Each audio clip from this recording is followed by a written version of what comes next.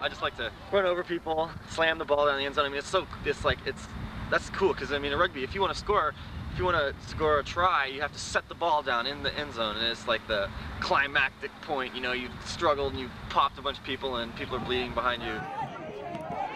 The game teaches you the teamwork, but also self-confidence and to overcome fear.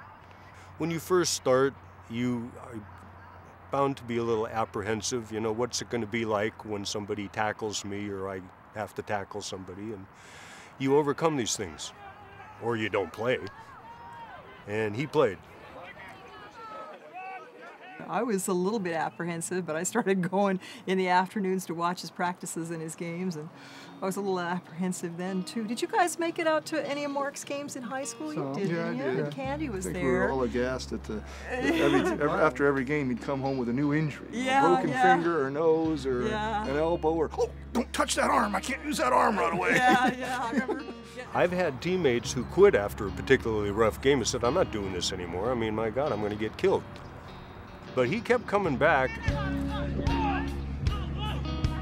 I think you can develop a tolerance for pain. You can get used to getting hit in the face. Once you get used to it, it's not a big deal.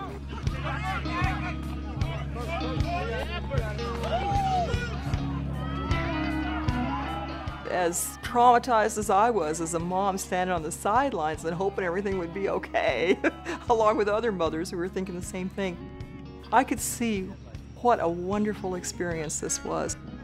How important it was for Mark and his buddies there to get out there and pit themselves physically against another team.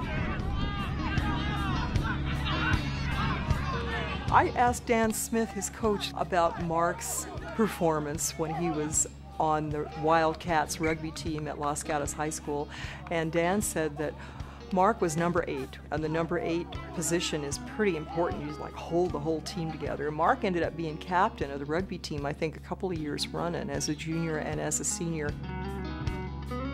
Give blood, play rugby.